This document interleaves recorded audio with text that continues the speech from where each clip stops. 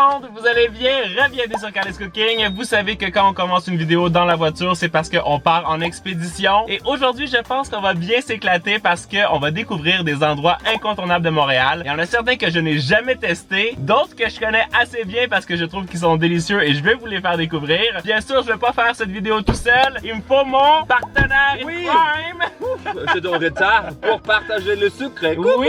Est-ce que t'as hâte? Mais oui. Est-ce que t'as faim? Surtout. Allez, c'est parti! On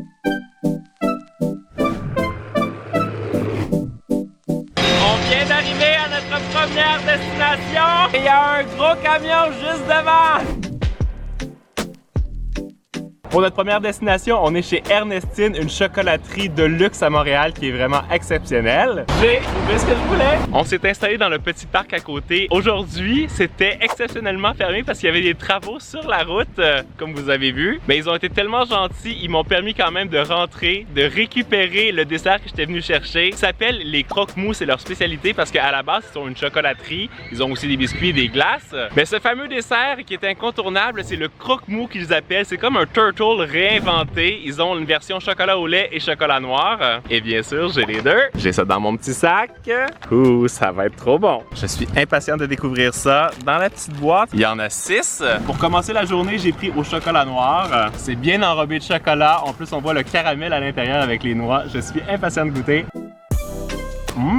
À l'intérieur, c'est des noix de Grenoble. En plus, on a un caramel qui est quand même assez crémeux, assez soyeux et bien recouvert de chocolat noir. Ça commence très bien la journée. Bien sûr, il faut aussi que je goûte celui au chocolat au lait.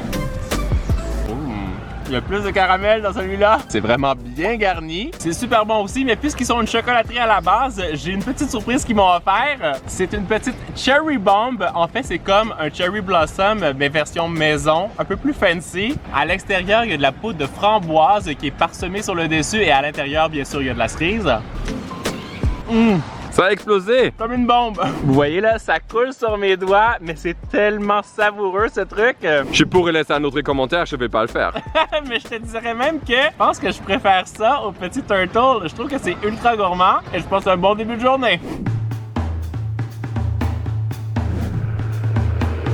On vient tout juste de se stationner et là, j'en reviens pas. Je viens de voir quelque chose que je ne savais pas qu'il y avait à Montréal. C'est le Uncle Tetsu. Il y en a un à Toronto. Si vous avez suivi nos vlogs avec Isaac, vous l'avez certainement déjà vu. Mais puisque je m'en allais à une autre destination, je vais faire un petit stop ici. On est au 1408 rue Pierce à Montréal et on va manger un petit cheesecake.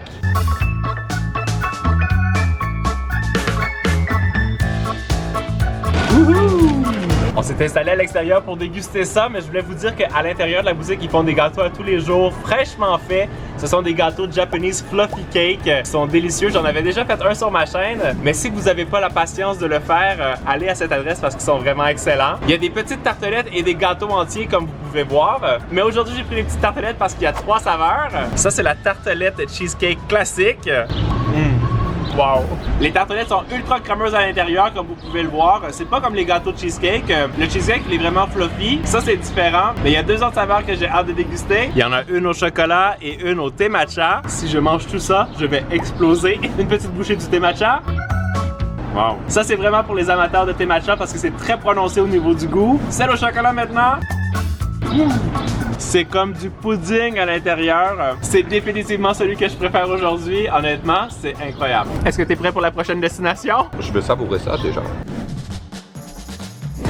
Je suis arrivé au 1805 rue Sainte-Catherine. On est au Meat Fresh. Et je dois vous dire que quand j'ai lu l'article des meilleurs restaurants desserts de Montréal, j'ai vu une photo d'un dessert qu'ils font ici et j'avais des étoiles dans les yeux. Ça avait l'air exceptionnel. Je vous dis pas c'est quoi. On va aller voir ensemble.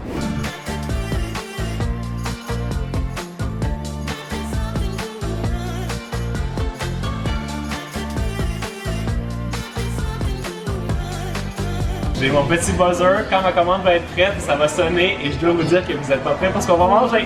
Est-ce que vous avez vu ce truc? C'est hallucinant.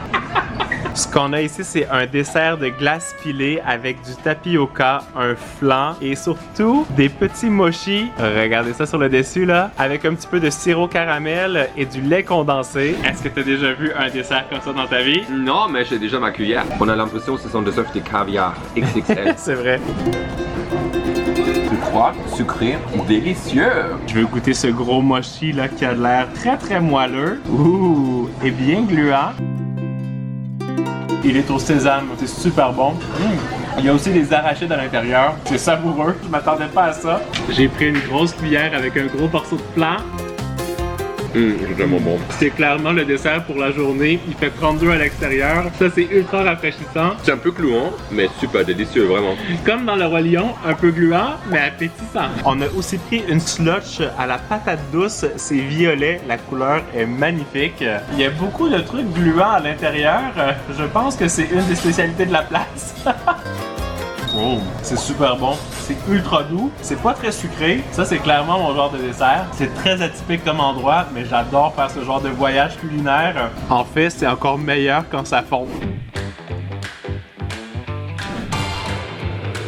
Je me suis mis sous un parasol parce qu'il fait vraiment très chaud et très soleil et ça tombe très bien parce qu'on est arrivé au 6926 rue Sherbrooke-Ouest au Calem Crèmerie. Je dois vous dire que ça fait au moins 3 ans que je veux venir ici. J'ai jamais eu la chance et le temps d'y venir parce que c'est un petit peu excentré, mais je pense que ça va valoir la peine.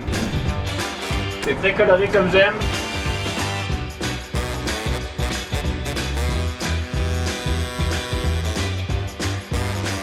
Je vais devoir me dépêcher parce qu'il fait tellement chaud que ça fond, mais moi j'ai pris une glace molle au boba thé et à la vanille. Leur glace ici, si tu les suis sur Instagram, ça a l'air toujours des œuvres d'art, c'est magnifique.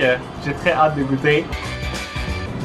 C'est next level ice cream ça, c'est tellement bon. Et Isaac, lui, il a pris une glace au pandan coco, c'est la verte, ainsi qu'une glace au yuzu citron. Ça a vraiment l'air très bon aussi.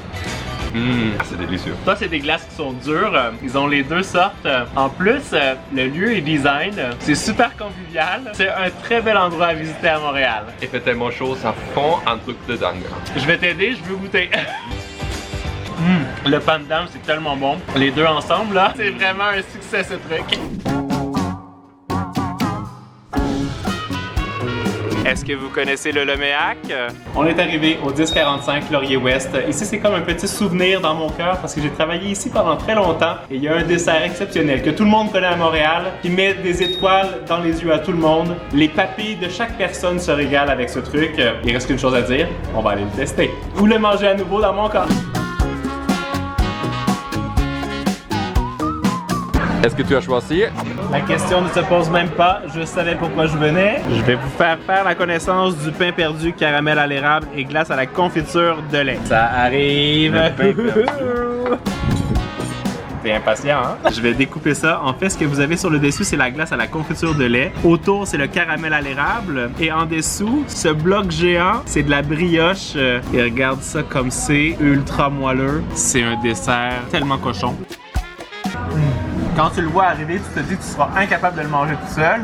Mais au final, ça passe très bien. Ça, c'est un dessert 12 sur 10. Mais là, tu vas pas le manger seul, non? Non, c'est gentil. C'est clair que je veux quand même ton verdict. Délicieux comme toujours. Comme toujours. Manger ce dessert sur une terrasse aussi magnifique que celle-ci, c'est comme un petit paradis. Je pourrais vraiment passer le reste de la journée ici. Mais non, on a encore du sucre à manger aujourd'hui. C'est vrai. Mais le plat est vide.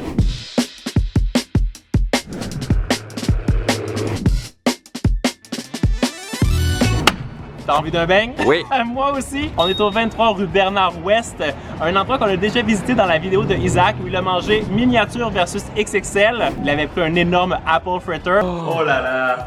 Waouh, ça sent tellement bon. C'est plus con que ma main. Mais ce qu'on n'avait pas réalisé, c'est qu'il y avait bien d'autres beignes qu'on n'a pas encore goûté et c'est aujourd'hui que ça se passe. Allez, on y va! J'ai juste vu les beignes qui dégoulinent dans la vitrine et j'ai l'eau à la bouche. Ça sent la cannelle, c'est incroyable.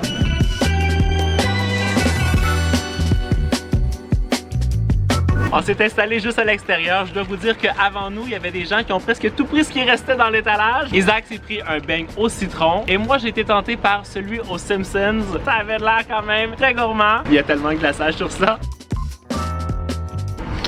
On a l'impression que je poutre mon nez. Le beigne, il est ultra moelleux. Il y a plein de petites bulles. On voit que la pâte a super bien levé. Et là, je t'avoue que je suis assez jaloux du tien là, avec la garniture au citron comme ça. Waouh! En plus, les boîtes sont super belles. C'est vraiment une super bonne chose à apporter chez des amis lorsque tu es invité. C'est comme une boîte à pizza. Exactement. J'ai l'impression vraiment que je roule dans la farine en fait. Oh là là. Tu vas pas m'en laisser une bouchée?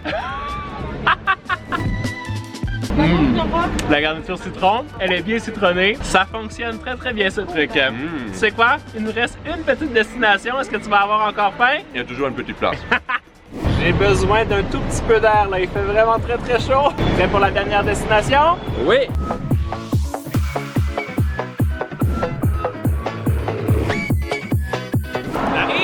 On est arrivé à notre destination finale. On est au 277 rue Dante à Montréal, au Alati Caserta, une maison où ils font des pâtisseries italiennes traditionnelles. Et vous connaissez mon amour pour l'Italie. Il fallait terminer cette vidéo sur une note délicieuse. En plus, j'ai vu, ils font des granites au citron ici. Mais pas que ça.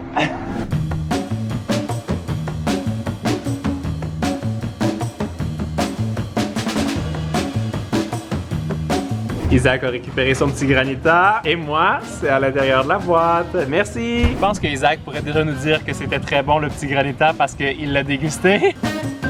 Ok, wow. Ça vaut le détour. Juste de venir dans la petite Italie pour goûter ça, c'est excellent. C'est vraiment trop bon. C'est ultra rafraîchissant. À l'intérieur de la boutique, il y avait vraiment énormément de desserts italiens. C'était assez hallucinant et assez bluffant de voir tous les étalages. Il y avait plein de desserts traditionnels, plein de cannolis et ils sont reconnus pour justement ces cannolis. Et là, je dois vous dire que j'ai très hâte de goûter à ça. Wow! Ils sont très généreusement garnis. Dans ma vidéo, j'ai mangé que des recettes italiennes pendant 24 heures. J'avais fait une recette de cannoli, mais si vous n'avez pas le temps et que vous êtes à Montréal, je pense que...